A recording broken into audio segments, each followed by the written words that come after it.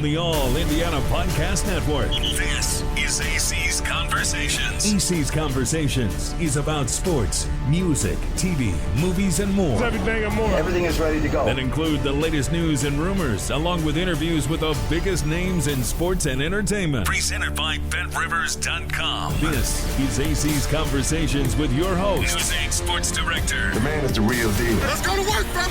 Anthony Calhoun. Hi, everybody. This is Anthony Calhoun. I'm excited to be a part of the All Indiana Podcast Network. It's taken me some time to get on board, but I'm ready to go, ready to kick things off. A part of my AC's Conversations over the next, few months, years, if you will. We're going to be having some fun talking to some of the biggest names when it comes to sports, not only here in Central Indiana, but throughout the country. We're going to kick things off with a good friend of mine, a guy that I know you guys know very well, the former Indianapolis Colts Super Bowl winning coach and the Hall of Famer himself, Tony Dungy. Who else better to kick things off my very first podcast than my great friend here? You all know the name. He's done so much for the great city of Indianapolis. He's the former Indianapolis Colts head coach, led Indy to his first ever Super Bowl win.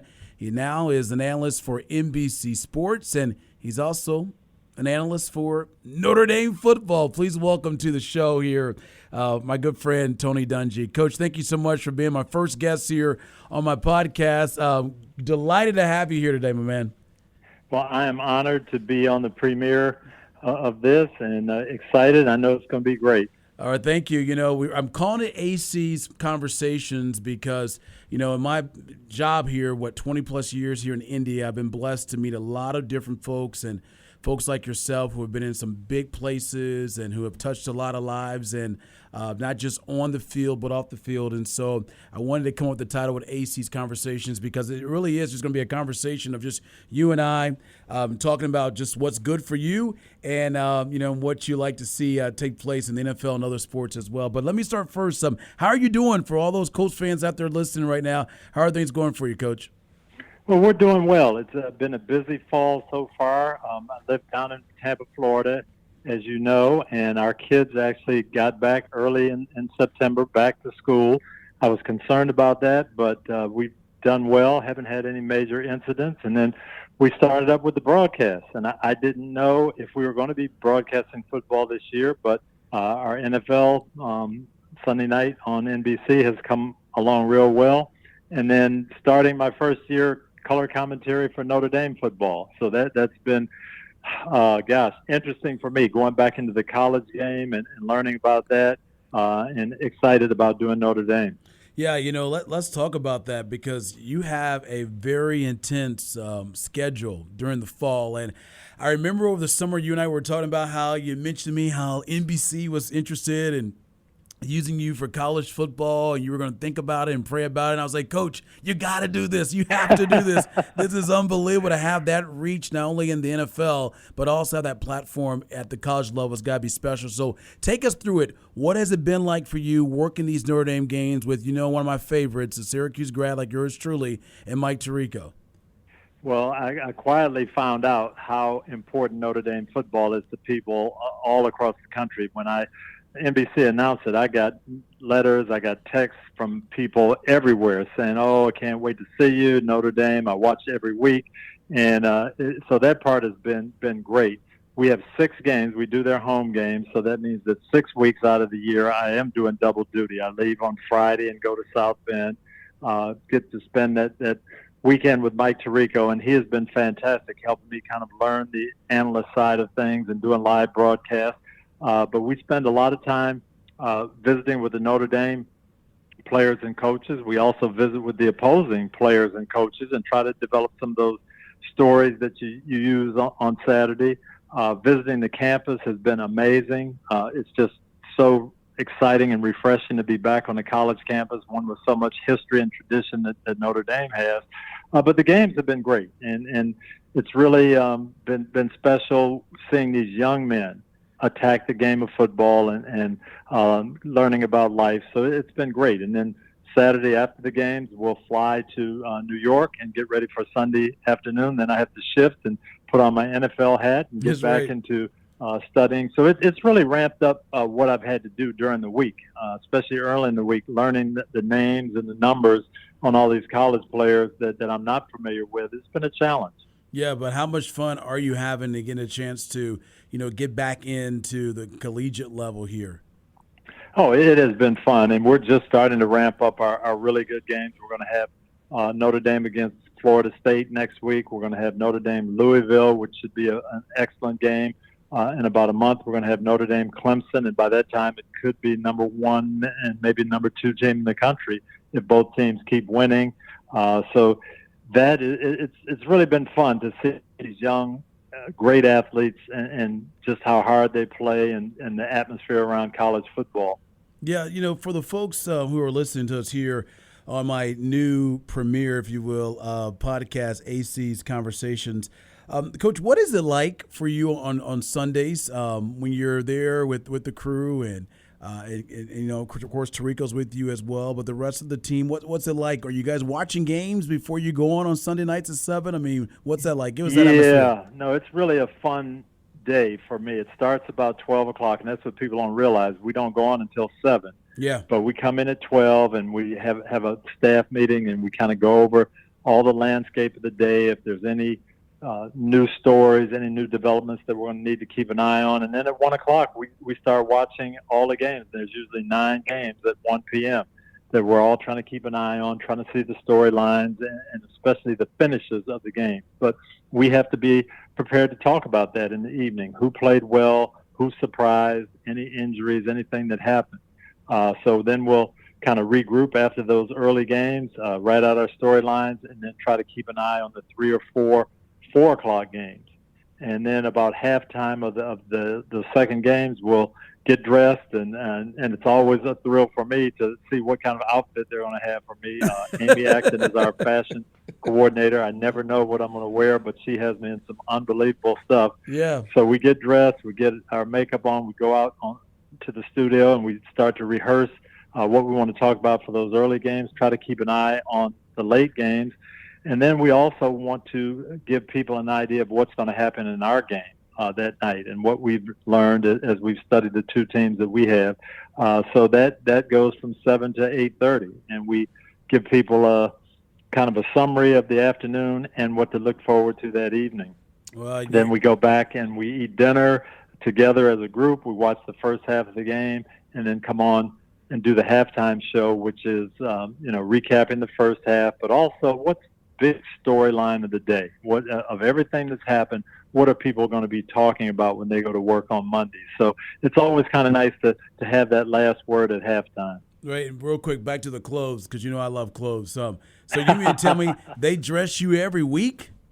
They dress us every week. And, I tell Amy what I kind of like. I like darker suits. I don't like striped shirts. I like solid shirts. And I like flashy ties. And you sound like kind me. of what she has to work with. And every week she comes in with a different outfit, something totally different. And it's amazing to me. I'll get texts during the middle of the show. Oh, man, I like that jacket today. Oh, that's a great tie. And I just have to smile because I have no taste in fashion. That's right. But Amy does. She does a great job of having us look nice. I love it. So what year is this for you? Is this like 11 we were saying, right? This is actually starting year 12, believe it or not. And it's hard to believe. I've never coached at a place longer than 10 years. Wow. I was in Pittsburgh for 10 years. Yeah. I was in Minnesota for 4, Kansas City for 3, Tampa for 6, Indianapolis for 7. But I'm farther along on NBC than any stop I've ever had before. So it's kind of amazing. You're talking to the great and the Hall of Famer himself, Tony Dungy, my good friend. And, Coach, do you ever get the itch? Because I think it was last year when there were some speculations about the Cowboys' job, and there was folks saying they should go after Tony Dungy. Do you ever get that itch to kind of want to go back into coaching, or are you pretty much happy where you are? I really haven't had the itch, you see. Even right after I retired, I just felt like I had the best job in the world. We had a Super Bowl caliber team. Indianapolis was great. Our family loved it there. Working for Jim Irsay was fantastic. Had the total support of the organization. Yeah. So I had a great job. I just felt it was time to go, that the Lord had some different things in mind for me. I wanted to get a little more involved in my church locally. I wanted to try to do some more things with young people. So that's why I retired, and I never really looked back. I had a chance. It would have been 2010, maybe 2011. The Detroit Lions were hiring a coach, and it's my hometown team, and I thought about that for maybe 30 seconds, but that's about as close as I ever came 30 to seconds? even considering stepping back into it. Wow, that's so we know you're happy and you got such a wonderful job and you do an excellent work with NBC. Speaking of the NFL right now, here we are getting ready to go into week 4, and I know we have our first outbreak of COVID-19 with the Tennessee Titans. That happened a couple of days ago. But despite that, what's going on in Tennessee, how shocked, surprised are you that it has been since week 4 that we've had really our first outbreak of dealing with some COVID-19 cases here, and how the NFL has been pretty unstoppable for the most part with this season? Well, I'm very surprised. I, first of all, didn't think we would have NFL football or college football this year. And the colleges, it's been a little tougher because once schools opened up and the players started going back on campus, then that inevitably there's going to be some cases and some outbreaks, and we have seen colleges have to postpone in that. The NFL, I thought we'd have the same thing. Once they broke training camp and players had to go home and back and forth, that we'd have cases, and we've had very few. This week we saw our first one. I'm sure there's going to be more. But overall, I'd have to give the NFL an A+. I just didn't think it would be this smooth. I thought we would have more cases. And the players have done a good job of trying to do things right, maintain distance, protecting each other, and be able to play. So I'm very pleased with where it's going. And even if we have 3 or 4 more of these throughout the year and maybe one game postponements, it's still much better than I anticipated. Yeah, you're right about that. Obviously, safety is number one when you're dealing with these, these athletes on the college level, obviously in the NFL level as well. Coach, here we are in a pandemic right now. And not only are we dealing with that, but also what's going on in our country as far as the protests we have seen, the racial injustice that has taken place here in America. And, I remember talking to you over the summer, and the video came out about George Floyd and how just devastating, not just African Americans, but just Americans in general, to see what took place to him. And I know you had a powerful tweet, really a statement from you about what was going on in our country and the systemic racism, the injustice that is happening towards African Americans. And elaborate about that, why it was important for you to speak out on what was going on. And I'm told that was the most liked, commented tweet that you've had in the time you've been on Twitter, and you have almost 1 million followers. And so obviously what you said hit a lot of people right in the heart. Well, it really was. I spent 8 years really in that Minnesota area, 4 years as a college student and 4 years as an assistant coach. I walked on that very block where George Floyd was killed, and it just brought a sadness to me that kind of demonstrated where we are in this country, and it was such a hot button, a focal point. And I remember thinking, man, where are we in terms of our nation right now? And I had to go back to it being really a spiritual battle and a spiritual problem, and that we can't just focus in on, well, it's government or it's this or it's the police. I think it's all of us trying to make sure that we're doing the right things and we're living the right way. And so as I thought about what to say and how to respond to that, I really just went back to my roots and went back to the Bible and said, we've got to take care of one another. We've got to try to make America a better place to live, all of us. we've got to respect authority, but then people in authority have to know how to do things right, and that only comes from the Lord. So that's what I sent out that day, and I talked about praying and being on top of things and supporting one another and see if we could come together instead of being divisive. And I think that was viewed by some 6.5 million people. Wow. It was just crazy. More response than anything I've ever written about a Super Bowl or anything in terms of sports. So it was pretty gratifying. That's great. I have friends and, even my white brothers and sisters that asked me when this is all, when it was going on in the summertime, and even now. I mean, we've seen some things that have taken place still today. That is sad. That's unfortunate. And they'll say to me, "Hey, what can we do? What can we do to make things better? To help this problem go away for the most part?" And I always tell people, "Hey, look, just speak from your heart. You know what I mean? Like, talk from your heart." And most people, all right, have good hearts. And follow your heart and do what's right. Show empathy for people.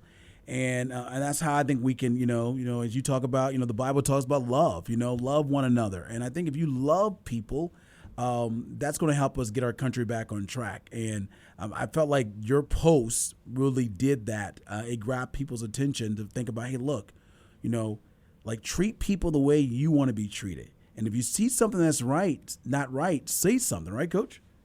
Absolutely. And that's, I really go back to my dad and speaking to him in 1968.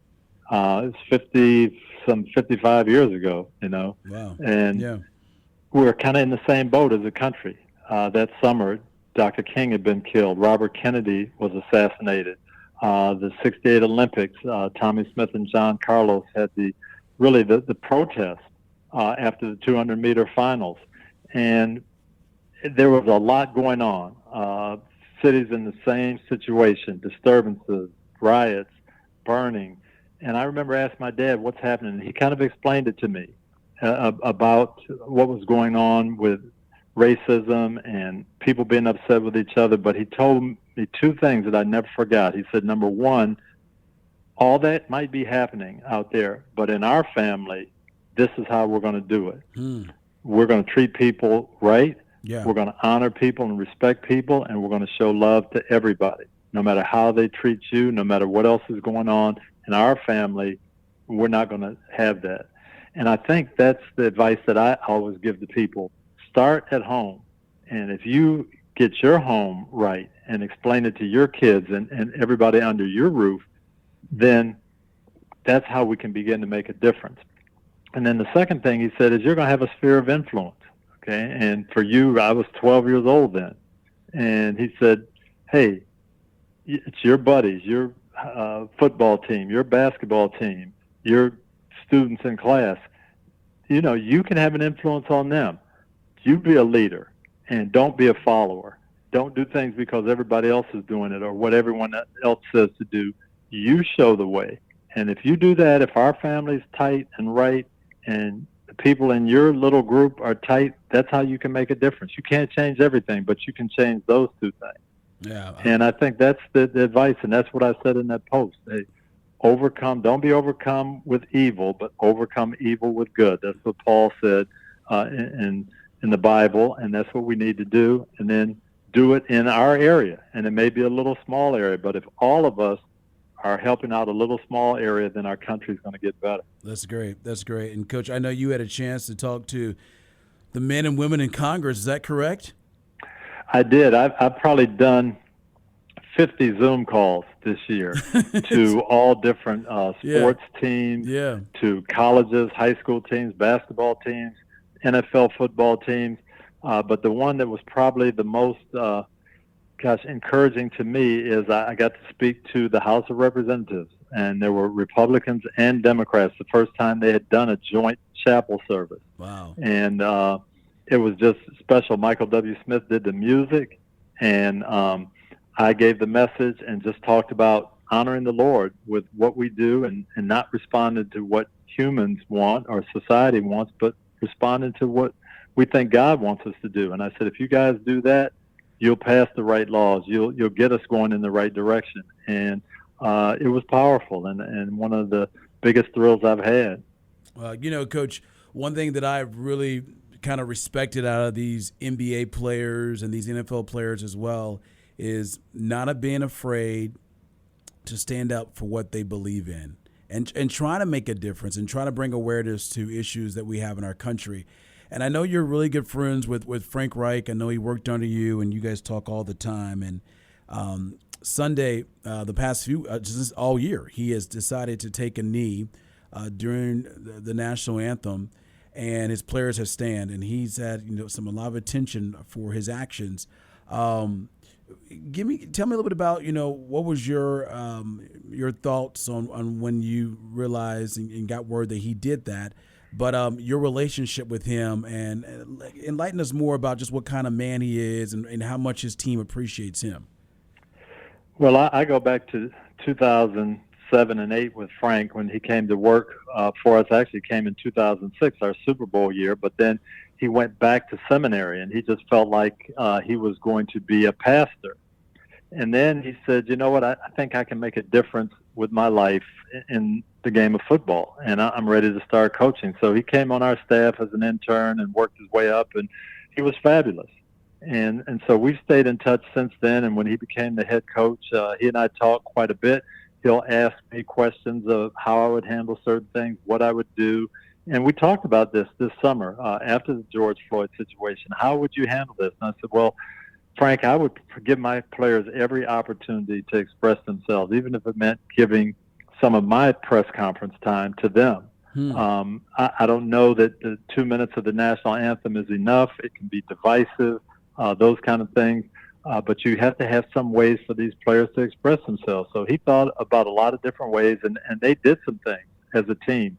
But then when it came to what were they going to do during the national anthem, he really wanted them to be unified and as a group. And he said, well, we can make this statement. Why don't I kneel for everybody as the leader, and then you guys can stand united as a group, and we'll both make a statement. And I thought it was brilliant. I thought it was really a way to show that unity of the group, but to still express what was on the heart of the team. And I commend Frank for that. And that was a group effort, a joint effort. I think Frank came up with the idea, but he ran it by the players, and they were all in favor of it. Yeah, and just to be clear, this is not against the flag. It is not against the national anthem. It's against just the awareness of police brutality and trying to make a change in our country in those instances. And so, and the Colts make that very clear in their statement. I tell you what, it has been wonderful working with Frank, and he's done some great things with this football team. Hopefully they'll have a wonderful season this year. A few more questions with you, Coach, before I let you get out of here. We got to talk about my guy here, Peyton Manning. I know it's a big year coming up for him because he's going to obviously be a finalist for the Pro Football Hall of Fame, himself and Reggie Wayne. Reggie came so close last year getting in. Without a doubt, we know Peyton's going to be in first-time ballot. We know he's going to be in this year.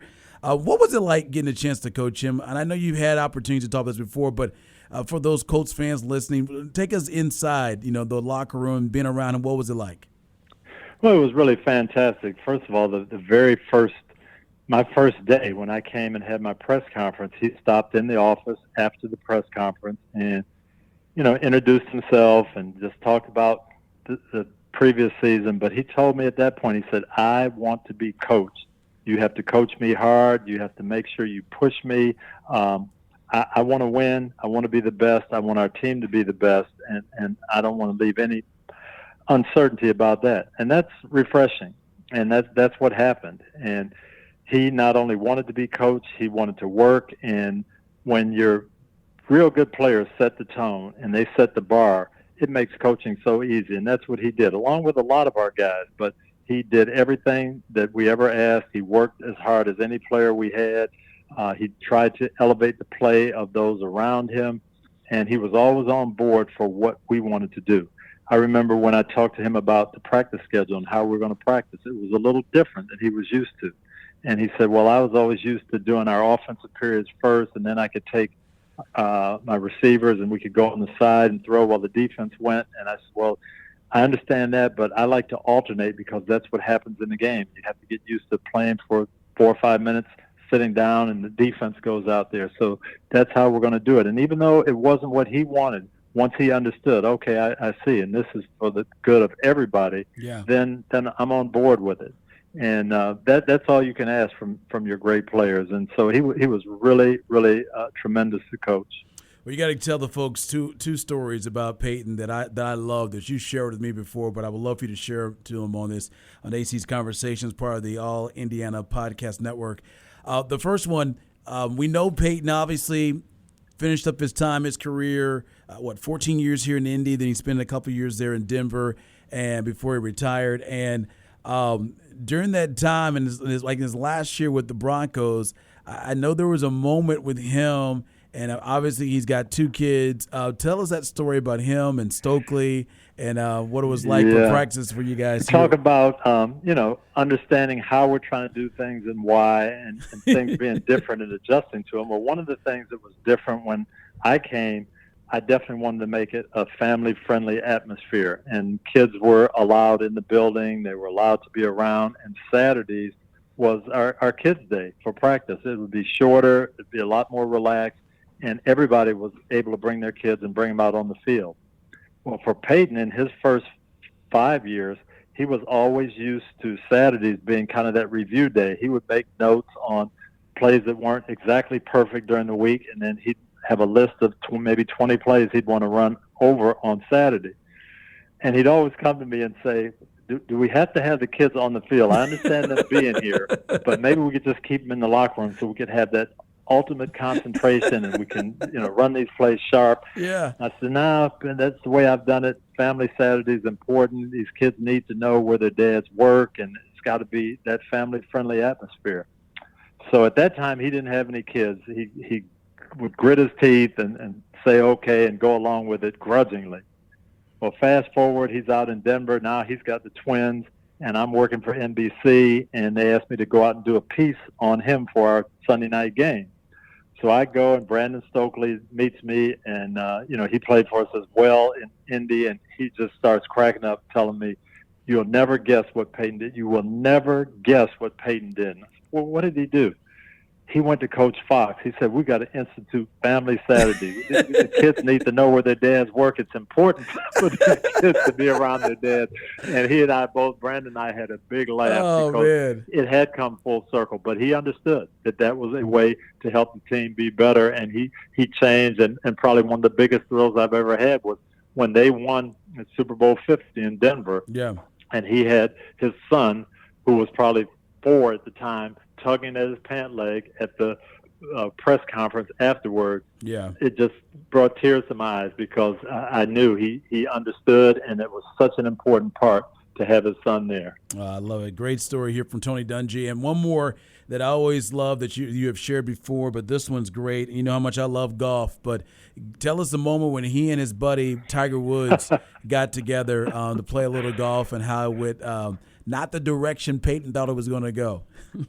Yes, Peyton played in a kind of, I guess it was I don't even know if it was a pro-am or just an event. He was playing with Tiger Woods. Yeah, and they were having fun, and he was marveling at just how good Tiger was. And they're talking, going through the first front nine and having fun, and they're kind of cracking jokes, and Tiger's talking about different courses and just having a ton of fun.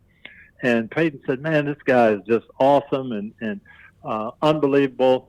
And they get to about the 15th hole, and Peyton says, you know what, why don't we play these last 3 or last 4 for $1 a hole? And we'll see what happens.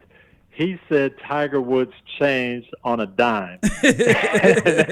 And from then there was no talk. There was no help, no coaching, no, hey, you might want to do this. He said he started blistering the ball. You couldn't talk to him. He was in his game mode so fast. And we both kind of cracked up about that. But it said, that's what the great ones do. They have an ability to focus and turn it on when necessary. And I asked him how many of those holes he won. He said, not any. That's why he's the greatest, man. Well, look, Coach, I'll get you out of here on this one. I appreciate you taking the time, but I want to ask you about your family. Father of 10, beautiful wife, Lauren, who just did – what did she just do a couple of days ago? She did a triathlon. She had actually had knee surgery in March, just before the pandemic Wow. started, and so she'd been training and recovering, but hadn't competed. And they had a triathlon down here in Tampa, and she did the half-mile swim, 12-mile bike, and a 5K run, and did it well. And she was very fired up and thinking now she's on her way back. So I was proud of her. That's awesome. Rumor has it you're going to be next, right? No, that's just a rumor. Well, Coach, listen, my man, you know I love you to death. Thank you so much for taking the time to be my first guest on AC's Conversations. I'm sure I'll have you back here if you'll be willing to come back and join me sometime soon. Absolutely. Quite an honor. Good luck with this, and I know it's going to be great. All right, a big thank you to my good friend there, Tony Dungy, for taking the time to join us on AC's Conversations. Don't forget, everybody, we're going to be here all the time on All Indiana Podcast Network, bringing you the best interviews in the state when it comes to sports, entertainment, you name it. I'm going to have them here on AC's Conversation. Of course, it's all taking place here, presented by BetRivers.com on the All Indiana Podcast Network. Have a great day, everybody. This episode of AC's Conversations has been presented by BetRivers.com. Discover more at WishTV.com and when you follow Wish TV on Facebook. Plus, be sure to follow and subscribe to the AC's Conversations podcast and others on the All Indiana Podcast Network. Connect now at AllIndianaPodcastNetwork.com.